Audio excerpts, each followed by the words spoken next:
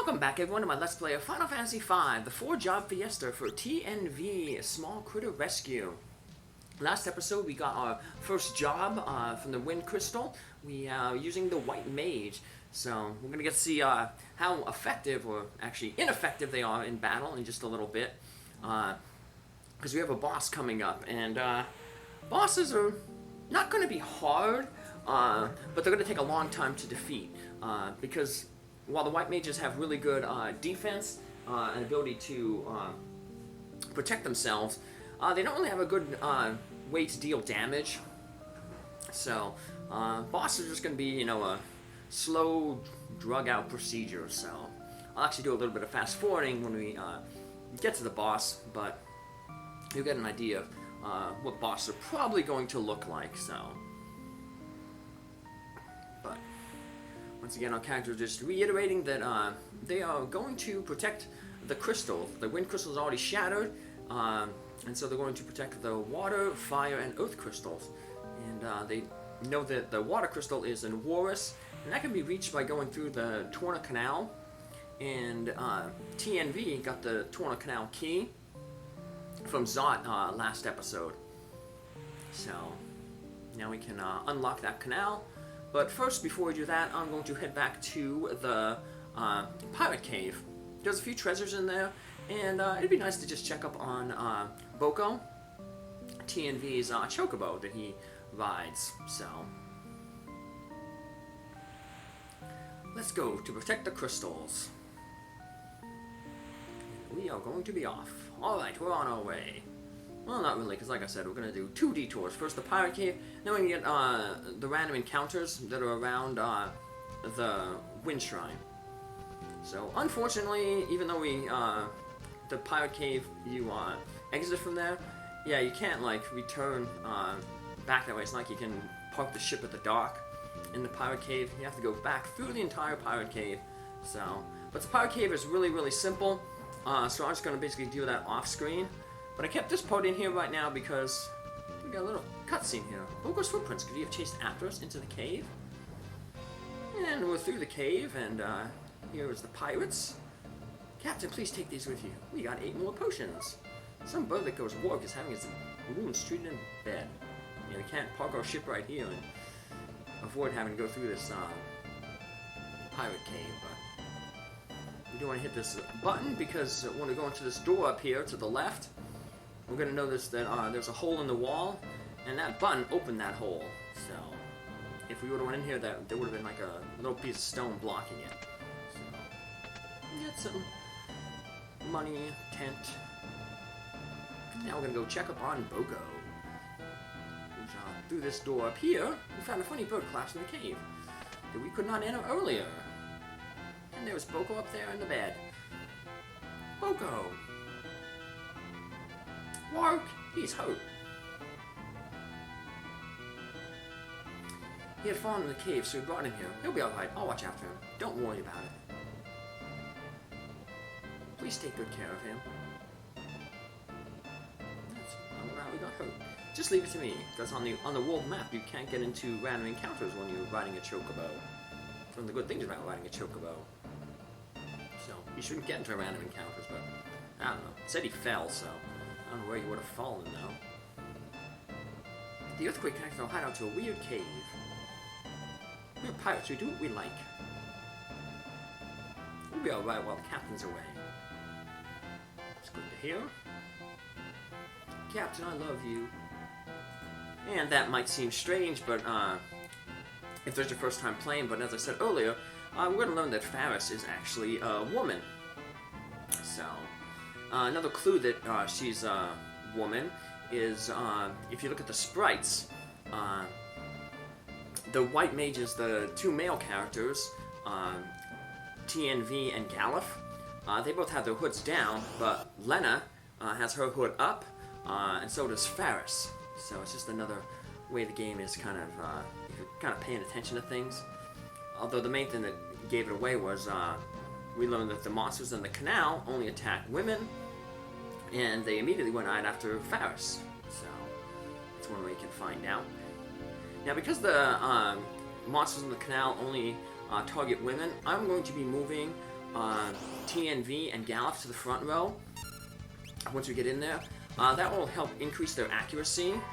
Right now, everybody's just using these stabs, which are melee weapons, so they have decreased accuracy in the back row. But it's good to have our characters in the back row because that basically doubles their defense, and also makes it harder for enemies to use physical attacks on them. They have less hit percentage. So, but because TNV and Gallop won't have to worry about dodging anything in the next dungeon, they can safely go up front and have a little bit better accuracy with their staffs. And here's the 3 enemies we can meet around this area here, all in one battle, so we don't have to do any real farming. At the end, we met outside the pirate cave. That was a goblin. You can run into goblins down there. There's a few tough enemies that you can encounter on the land by the edge of the at the entrance of the canal, but because I'm only white mages, I'll get them later. I'll be returning to this area later on in the game, so I'll come back when I have a little bit more levels, maybe after I get the second job, because then I'll have a more offensive character, the Magic Knight, which is why I bought the Black Magic in Tool, because they basically cast a black magic spell on their sword, and then they can use that to they hit the enemy with that elemental sword and deal extra damage. So you see how Len and Faust have their hoods up. Men have their hoods down, the women have their hoods up. So, now we're going to head to the Torna Canal here. If we jumped off the land, then that's where you can find those new monsters, but I said they're pretty tough, so I guess it's one of those things like the Peninsula of Power where just monster domains like overlapped and were in the wrong place, so I wonder if they fixed that for like future things, because I heard in the Pixel remasters they took away the Peninsula of Power in Final Fantasy 1. So, but we don't have the Pixel remasters. So, the canal, interesting dungeon, like I said, because we were in a boat the entire time. So, like I said, it gives back that feeling of the dungeon where we got the Zenithian armor, I believe, in Dragon Quest IV. There's going to be quite a few of the dungeons where you're in your boat in Dragon Quest V as well. But that game will be later on in the year, so we gotta get through this game first. And first we gotta get through the Octo-Raken. So, it can be a little bit annoying because they can sometimes use this electrical attack that can deal about like 80 damage. So, you want to be careful. It actually ends up knocking Faust out in a future battle. So I unfortunately have to use one of my Phoenix Downs, which is those potions that revive a character when they're wounded. And we don't unfortunately have a life spell yet with the White Mages. Eventually they will get one though, so at that point we won't have to really worry about Phoenix Downs, because we'll just cast life. And here we just gained a job level for everybody. So since we learned like White 1. Now, you can equip abilities, so we go to our ability score, abilities screen, and it shows us what abilities we learned. So we learned White 1. It's pointless for us to put the White 1 on the White Mage, because the White Mage inherently has the ability White to cast White Magic. But when we get like a different job, say we get that Magic Knight, the Magic Knight is going to have like the Magic Sword ability, but it's going to have a blank spot, as you can see on the counter selection screen, and we can put like white magic on that, and we put if you put White 1 on there, that means that that class will be able to cast level 1 white magic. And of course, as we gain levels, we'll learn more. So like next ability we'll learn is like White 2, White 3, White 4, all the way up to White 6, which is the final level of white magic. And then there's a special ability at level 7. You get like extra magic points, I believe. But that's how different jobs work. So we got some pretty cheap jobs in this one. Actually, White Mage doesn't take too much to master. 580 compared to some of the other Wind Crystal jobs. And our Geomancer job, third job, only has 175 points in total to master, so it's going to be master our jobs pretty quick in this one. Of course, it is pretty easy to master all the jobs when you're only allowed to use 4. But even then, some of the jobs do cost a lot to master. So we want to heal ourselves up here, and we want to heal everybody up because, unlike the regular monsters in this area, the boss monster will attack everybody. So TNV and Gallif are both valid targets for the boss. This is just going to give us an example of what bosses are going to look like. What is that? It couldn't be the monster that was sealed in the canal. Yeah, remember the wind crystal? It's that its power sealed a monster in the canal, but now the wind crystal's destroyed, so the boss has been released. He's trying to suck the pirate ship down into the whirlpool. So we definitely have to stop him. It's going to take quite a while to stop him. So this guy is really easy if you have the Black Mage job, because he's weak to lightning, and you just basically have all your characters in the Black Mage job cast the Lit 1 spell, and you take it out really easily. But we are just going to have to whittle it away with our sticks. So the Tentacle, that's an annoying spell because, or annoying ability, because as you can see it paralyzes a character. Another annoying ability the Caller boss has is it has a tail screw, and that's basically like the weak spell, where it reduces the character that it hits down to single-digit hit points. Luckily, we have 4 characters who can all cast white magic, so if we get hit by that tail screw, it's very easy to just heal ourselves up. And we're at such low levels and hit points that basically a regular cure spell will top a character off.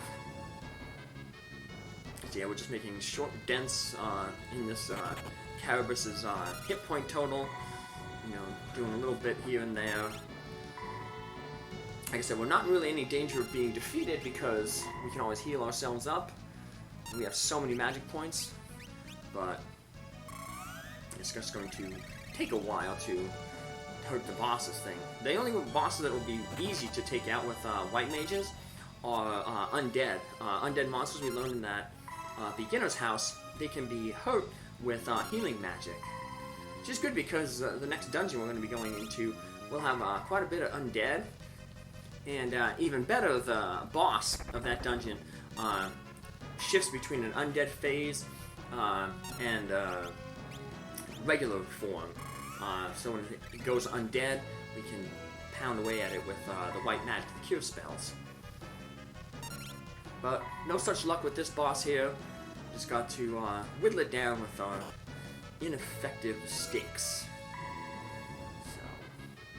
So, in a little bit, I'm going to start fast forwarding. Because like I said, you pretty much see the pattern of how this boss is going to go.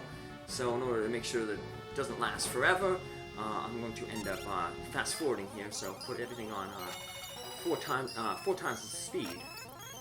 And you'll see it still takes about like 3 minutes to finish up. So yeah, I don't have to sit through 12-minute boss battles. And other battles that will be long like this, I will do something similar where I'll play it in regular speed just enough for you to see kind of a strategy to use. And then once that strategy is, you know, pretty much shown and should be understood, then I can just fast forward it and go real quick like this. Like I said, this is at 4 times speed, so you just imagine, I didn't want to have you sitting here watching just us beating the stick down, so the whole time I was thinking, like, who's gonna be the one who's gonna hit the final hit on it? Turned out it was Lena. But the boss ends up getting the final hit in because it grabs Sildra and manages to take her down into the whirlpool. Sildra! It's still alive. It's trying to take Sildra with it. Sildra! Let me go. Let go of me. Sildra!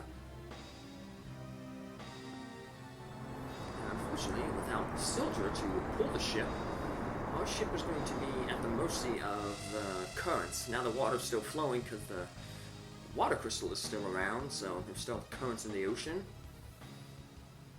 And that, unfortunately, is going to drag our ship to the next dungeon. A really neat dungeon, though, so... How's Ferris? I think we should just leave Ferris alone for a while. She obviously lost her pet there, who, like I said, they were raised like brothers. This ship is being cast away, isn't it? Yep. Ferris, I'm sure Sildra's alive. And she will be. Spoiler, we'll find her eventually again. She will make an appearance again. But until then, we're just going to be at the mercy of the currents. I'm going to wash up at a place called the Ship Graveyard, which is where basically every scuttled ship basically ends up crashing. So it's a neat little dungeon. We're going to be jumping off from ship to ship, going through ships, through the insides of ships, around the outside of ships. So, yeah, pretty unique. And what's interesting is we have two places where we can heal ourselves up. Right here at the beginning of the dungeon, we can head into the pirate ship, and we can go into Ferris's cabin and sleep there to heal up. Where are we? The Ship Graveyard. A home of undead monsters made by the remains of drifting ships that gather. Well, whatever. Let's get out of this place. But we're going to, like I said, heal up first, and then halfway through the dungeon, there's another save point we can take a nap and heal up. So, good place, I guess, to grind. Some monsters drop elixirs, which are really good for endgame farming. And we're going to get a pretty powerful weapon, which will help our white mages have some offensive power. So, it'll be a flail. So, and that's it for this episode. Take care. See you in the next one. Bye.